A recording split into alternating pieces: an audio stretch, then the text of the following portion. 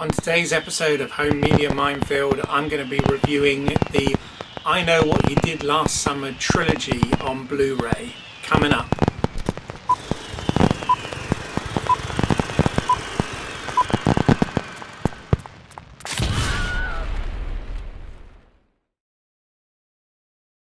Hello, I'm Keith and welcome to Home Media Minefield, helping you with information to navigate the complexities of home cinema and home media entertainment. And as I said in the preview, I am going to be today reviewing the 88 Films Blu-ray release of the I Know What You Did Last Summer trilogy. Now at the moment I'm working my way through quite a number of film sets that I've already done unboxings for, and I'm going through the features of those. But I've had a few questions regarding the I Know What You Did Last Summer trilogy, so thought I'd plough through that and give you this review up front. Now I did do an unboxing for this a few weeks back, and I have to say 88 Films have absolutely knocked it out of the park with regards to the packaging of this, because it comes with some really nice artwork, a double-sided poster, some art cards and a booklet. So please check out that video if you haven't already.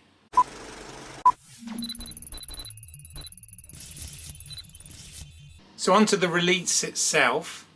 These films have previously been released on Blu-ray through Sony Pictures Entertainment, but this brings together everything from those previous releases with brand new special features and, as I said, packaging and artwork as well. Now one thing I do need to point out from the get-go is this is a Region B locked Blu-ray. So if you're in the areas of the world that are either Region A or Region C, then you obviously need a multi-region, region-free Blu-ray player in order to play these back.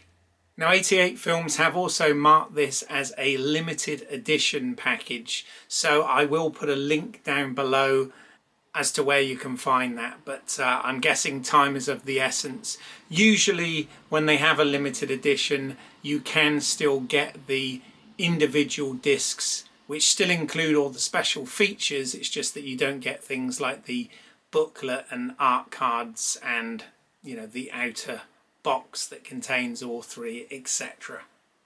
In terms of the actual films themselves, obviously this isn't a film review channel, but they are enjoyable fun. I had never actually seen the third film until I reviewed this box set, and to be honest, the third film is essentially a rehash of the first film, using the myth of the fisherman as the reference back to the original film. But again, considering it was a lower budget direct to home media film, it's enjoyable enough nonetheless.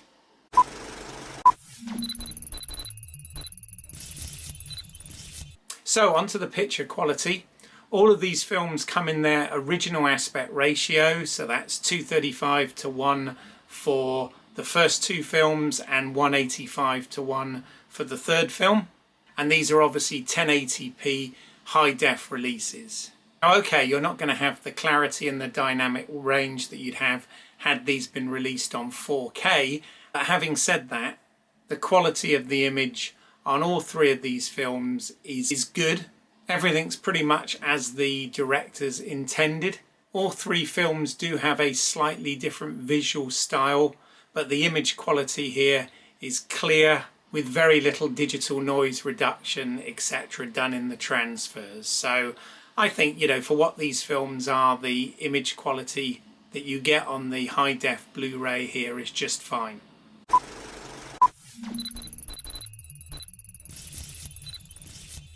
With regards to the audio as well, all three of these films get a DTS 5.1 mix. There is some separation that I noticed, particularly on the first film. But the important thing is all of the dialogue, etc. is clear, and all of the levels seem to be well balanced throughout this. So once again, I think for what these films are, the audio presentation on here is great also.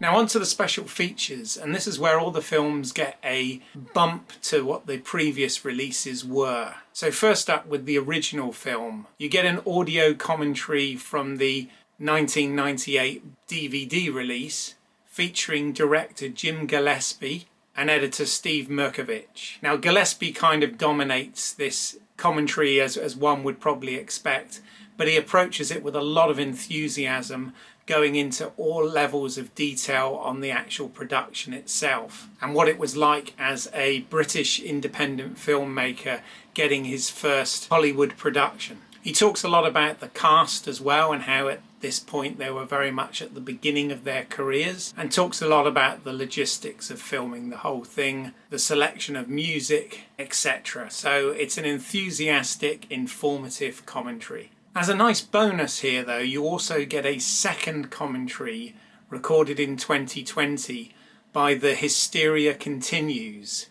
Now this is a collective of podcasters that are fans and specialise specifically in the slasher genre. Now they go into a lot of depth about the history of the slasher genre and where this particular film sits in with regards to that, and actually did make for a really fascinating listen. It goes off on many tangents, but all the information at the end of the day is relevant. I think if you're a fan of horror movies, in particular the slasher genre, then this would be a really engaging and entertaining listen. Then you get a 45-minute interview that was actually done over Zoom during the lockdown with director Jim Gillespie. Now, as I said before, he is very enthusiastic in his commentary. Even here over 20 years later, he still has fond memories of this film, what it meant to him and where he was in his career at the time. He talks quite a lot about his story leading up to actually getting this gig, the legacy that this film holds, the fact that he was asked to do the sequel but actually turned it down, and where his career has gone since. So again, it's really great that 88 Films were able to organise this new interview for this release. You then get a 15-minute interview called He Knows What You Did Last Summer, which is an interview with actor Muse Watson, who played Ben Willis, aka the Fisherman, in this film. Again, this was an interview that was recorded quite recently. He reminisces all the way back to his initial love of acting and how he got involved in the business, to how the casting of this role came about, and the legacy of having played this character. He tells a few little fun stories as well along the way, so it's well worth a listen. What is also good that I think were on previous releases is you get the short film Joyride, which Jim Gillespie made in the UK and was the film that got him noticed in Hollywood. It's quite a fun little 10-minute thriller. And what is also great is you can watch this with an optional commentary as well, where he goes into a lot of specifics about how this film was made and how it came about. So certainly for me as an independent filmmaker myself, I found hearing his story about his low-budget short film very interesting indeed. There's also a 1998 30-minute featurette about the making of the film. This includes interviews with cast and crew. It includes the writer Kevin Williamson and some behind-the-scenes footage. Again, as far as these featurettes go, this one is quite informative. And besides that, you get the music video for the song Hush, which is heavily featured in this film, along with the theatrical trailer to round out the package. Now, when it comes on to I Still Know What You Did Last Summer, the previous releases of this were rather sparse with extras and bonus material. There is no audio commentary with director Danny Cannon, but there is a new 2020 commentary, again by The Hysteria Continues. Another fun commentary. They hold very different opinions to one another over this particular film, so it makes for some interesting discussion along the way. And much like the first one, is well worth a listen, particularly if you are a fan of this film, and I know some people actually prefer this to the original. You also get a 12-minute interview, He Still Knows What You Did Last Summer, which is the continuation of the interview with actor Muse Watson, where this time he focuses specifically on coming back for the second film. Then you get a 5-minute making of featurette from 1999. This is very much a featurette of its time.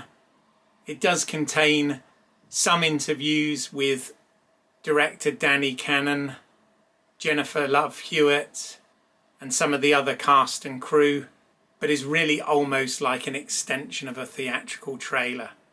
This is what it was available on the previous releases, so it's good that they've still included it here. You also get the music video of How Do I Deal by Jennifer Love Hewitt, and the theatrical trailer. And then finally on to the third film, I'll Always Know What You Did Last Summer. With this you get an audio commentary by director Sylvian White. He goes into quite a lot of detail about the production and the challenges of filming largely at night with a moderate budget on this.